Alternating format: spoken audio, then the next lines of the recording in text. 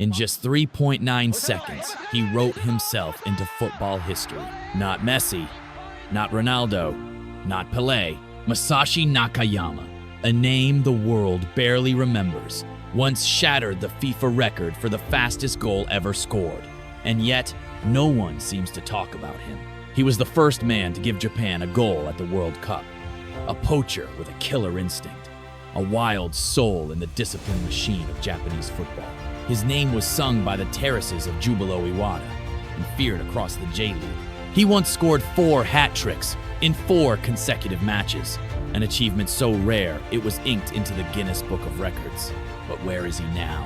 How can someone with so many historic milestones, a World Cup goal scorer, a record breaker, a league legend, vanish so completely from the conversation? What happened behind the closed doors of the national team? Why didn't Europe come calling when he was at his peak? And why, in a nation obsessed with precision and control, did this maverick, forward loud, unorthodox, and unpredictable never quite fit in? This is not just the story of a goal machine. It is a story of a man who gave everything to football, but got left behind in the age of modern stardom. A man whose brightest moment came in less than 4 seconds, and whose legacy somehow couldn't last that long. He gave Japan its first World Cup goal, and then disappeared into memory. In the early 1990s, Japanese football stood on the edge of a new frontier. For decades, the sport had played second fiddle to baseball, the true national obsession. But with the establishment of the J-League in 1993, a revolution was quietly brewing. Corporate teams were transforming into professional clubs. Stadiums were being built. Hopes were rising. And with it came a hunger, a need for heroes, for stories, for icons to rally around. Into this moment stepped Masashi Nakayama. Born in 1967 in Fujieda, Shizuoka, a quiet city nestled between tea fields and low mountains, Nakayama grew up like many boys of his generation, fascinated by the rhythm of the ball, drawn to the thrill of scoring. But unlike his more polished, reserved peers, Nakayama was different. He was loud. He was unpredictable. He had an almost chaotic energy on the field, running, yelling, celebrating like a madman every time the ball found the net. He didn't look like a product of Japan's famously rigid football academies. He looked like someone the streets had made. After studying at the University of Tsukuba, one of the top sports universities in Japan, Nakayama joined Yamaha Motors SC, a company team that would later evolve into Jubilo Iwata, one of the founding members of the J-League. In that first professional season, Nakayama wasn't just scoring, he was dominating. Fast, instinctive, and relentless, he tore through defenses with a sense of urgency and chaos that defenders couldn't predict. He wasn't elegant, he wasn't graceful, but he was devastatingly effective. His breakout came in 1998. That year, he did something that no striker in Japan or anywhere else had ever done. He scored 4 hat tricks in 4 consecutive matches, 12 goals in 4 games. It was a feat so absurd, it entered the Guinness Book of World Records. That same season, he ended up with 36 league goals, taking the Golden Boot and establishing himself as a domestic phenomenon. But it wasn't just the goals. It was how he celebrated. Arms flailing, screaming into the sky, jumping like a schoolboy. He brought a kind of wild, unfiltered joy that clashed sharply with Japan's more restrained football culture. And then came France, 1998, Japan's first ever appearance at the FIFA World Cup.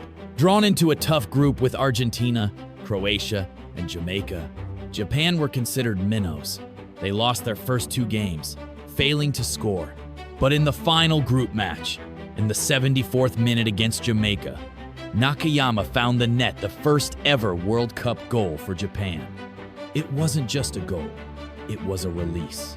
An explosion of decades of frustration, finally ending in celebration. He had made history again. Yet strangely, the glow didn't last. While other Japanese stars like Hidetoshi Nakata went on to become global names playing in Serie A, gracing the covers of international magazines, Nakayama stayed behind.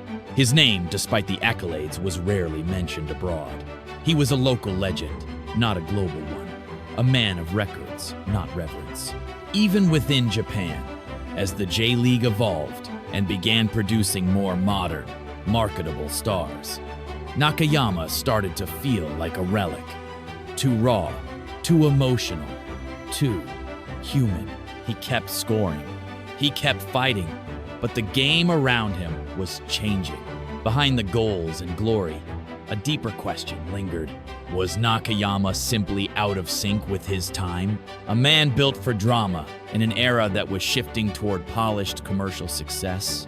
In the next chapter, we'll follow the timeline of his rise and begin to see the signs of a decline that didn't come from form or fitness, but from something deeper. A disconnect between a man and the system he loved. By the end of the 1990s, Masashi Nakayama had carved out a place in the heart of every Japanese football fan. He was the face of Jubilo Iwata, the league's top scorer, and the man who had given Japan its first World Cup goal. For many, that would have been enough. For Nakayama, it wasn't. He wanted to keep scoring, keep running, keep playing like the fire in his lungs would never fade. But fire, by nature, consumes itself. In the seasons following his record-breaking 1,998 campaign, Nakayama's numbers remained respectable, but never reached the same heights. Defenders adapted to his chaotic style. Younger, faster forwards began emerging, and Jubilo Iwata, once built entirely around his instincts, started evolving tactically, leaning toward more structured systems. Internally, Nakayama wasn't changing. He still trained with reckless energy, still played with the hunger of a 19-year-old. But his body was telling a different story. In 2000, a series of nagging injuries began to surface. Nothing career-ending, but enough to slow him down, enough to shift him from a starter to a substitute. Each time he came off the bench, there was still a glimmer of the old fire. But increasingly, he was being used as a spark, not the flame. The press, once enamored by his flair, began to focus elsewhere. Nakata had become a fashion icon. Shunsuke Nakamura was dazzling in Europe. Keisuke Honda was rising like a star. The new generation was sleek, marketable, global. Nakayama, with his unpredictable bursts and rugged face, looked outdated. Even his trademark celebrations, once joyful, now felt like echoes from a different era. Fans still loved him, but the world had moved on. In 2002, Japan co-hosted the World Cup with South Korea. It was the biggest moment in the nation's football history. And Nakayama, the man who had once given Japan its first World Cup goal, wasn't in the squad, not even on the bench.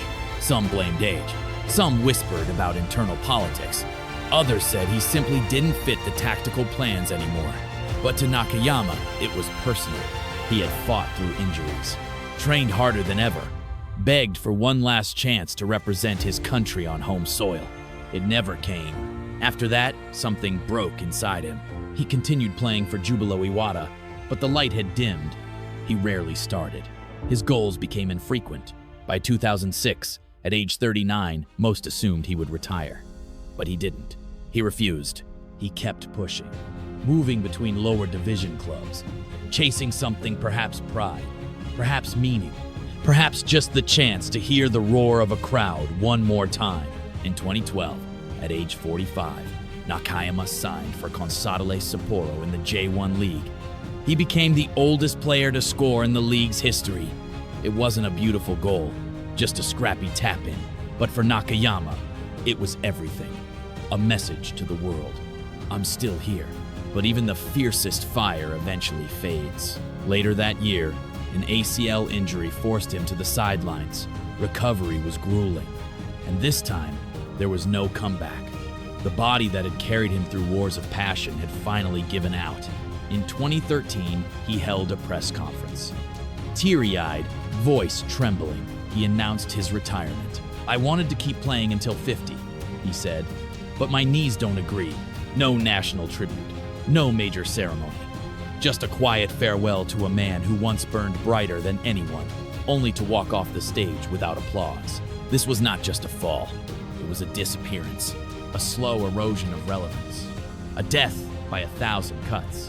In the next part, we'll dive into the darker truth behind that disappearance, the loneliness, the disillusionment, and the haunting silence that followed the man who once shook the world in under 4 seconds. There's a strange kind of silence that follows a man like Masashi Nakayama. It's not the silence of peace. It's not the quiet of satisfaction. It's the kind that lingers after a crowd has gone home when the lights are off, and the echoes of cheers feel like distant memories rather than validation. After his retirement, Nakayama didn't vanish, not physically. He stayed involved in football. He appeared on television, gave interviews, sometimes coached, sometimes joked. But behind his wide grin and trademark energy, something seemed off. For a man who lived for the roar of the pitch, the post-football world felt muted. In several interviews, he hinted at what he called the withdrawal. It wasn't just physical, though the injuries had taken their toll. It was emotional, psychological. Football had been his drug, and now it was gone. He missed the simplicity of the field, the instinct, the split-second decisions, the way everything made sense during those 90 minutes. But more than that, he missed being needed. For decades, teams had built attacks around him. Coaches had called his name first. Fans had chanted for him. And now he was just another retired player in the country obsessed with the next big thing. Even worse, he wasn't marketable. Not in the way modern Japanese stars were. Hidetoshi Nakata became a global icon, suave, multilingual, stylish. Shunsuke Nakamura became the face of Japanese finesse. Keisuke Honda built a brand. Shinji Kagawa won trophies in Europe. But Nakayama, he was messy, loud, emotive, too honest, too old school. He didn't fit into the sanitized, media-coached archetype of modern Asian football stardom. And behind that lack of fit lay a deeper pain. He had been the first, but not the remembered. He gave Japan its first goal on the world stage. That moment, that flash of joy in 1998, should have been enough to cement his place in history. But it was barely replayed, barely spoken about, overshadowed by the golden generation that followed. In 2014, during a panel on Japanese football, one young player was asked if Nakayama had been an inspiration. The boy blinked, smiled awkwardly, then said he wasn't familiar with that name. Nakayama laughed it off publicly, but in a later column, he wrote something haunting. "I sometimes wonder if I really existed. I see the records, the photos, but I walk down the street and no one turns. Maybe I was just a footnote." That wasn't self-pity. That was a man confronting the cruel nature of sporting memory. Football, for all its glory, is unforgiving. It forgets fast. It celebrates youth, form, and image. And Nakayama, for all his records, never had the right image. There were rumors, two whispers in coaching circles, that Nakayama struggled with depression after retirement, that he found it difficult to watch football, that he felt alienated from the very system he helped build, that behind his energetic television persona was a man battling a void that no camera could capture. But he never spoke about it directly. Instead, he made jokes, told stories, leaned into his own mythology as Gon, the eccentric, lovable wild man of Japanese football. But those close to him knew it was performance. His real self was more fragile, more reflective, a man who had given his youth, his body, his heart to the game, and quietly wondered if it had ever truly loved him back. And perhaps the cruelest truth of all, his name is still in the Guinness Book of Records. He's still the first Japanese man to score in a World Cup. He's still the only player to have scored in 3.9 seconds. But when you ask people to name the greats of Japanese football, they'll say Nakata, Honda, Kagawa. Rarely, if ever, will they say Nakayama, a man who moved the nation now buried under the weight of time and trend. In the next part, we'll offer our own judgment. Was Masashi Nakayama a wasted genius, or simply a man born in the wrong footballing era? We live in an age where football greatness is measured not just in goals, but in marketability and image, in contracts, in how well a player fits the mold of the modern global brand. And perhaps that's why the name Masashi Nakayama never crossed oceans the way others did. But should that define his legacy? Let's be clear, Nakayama wasn't perfect. His style was chaotic. His technique, at times, unrefined. He didn't dribble like Kagawa or pass like Nakamura. He didn't wear designer suits like Nakata. He shouted. He flailed. He celebrated like a man possessed. And in a football culture that often prizes stoicism, order, and discipline, Nakayama stuck out like a misfit. But maybe that's exactly what made him special. He was raw emotion in a sport that was beginning to lean toward calculated efficiency. He played like every match might be his last. He didn't chase glory, he chased the moment. And when that moment came, just 3.9 seconds into a match in 1998, he took it. No hesitation, no build-up, just instinct, execution, explosion. And yet, the system moved on without him. There's something painful about watching the machine of professional sport leave its architects behind. Nakayama helped put Japanese football on the map, and then watched as the map changed until he was no longer on it. The players who followed him reaped the seeds he helped plant. And while they became global icons, Nakayama became a memory, a trivia answer, a clip on YouTube. It forces us to ask, was Masashi Nakayama a wasted genius, or simply a relic of a forgotten generation? Did we lose him too soon? Or did we never really notice he was there in the first place? Maybe the real tragedy isn't that Nakayama faded away. Maybe the tragedy is that we as fans never gave him the flowers while he was still on the field. That we let his legacy be defined by silence. By what came after, not what came before. In a football culture obsessed with the new, we too often forget the ones who bled first. The ones who broke records when no one was watching. The ones who gave everything, only to walk off into obscurity. Nakayama wasn't just a goal scorer. He was a pioneer, a firework that burned fast and furious, and maybe, because of that, we never truly saw the depth of his light. In the final part, let's return one last time to the legacy of this misunderstood, unforgettable figure. There's something beautifully tragic about Masashi Nakayama's story. The kind of story that doesn't end with a standing ovation, but with a slow fade into silence. And yet, his legacy remains not in bronze statues or endless documentaries, but in moments, in memories.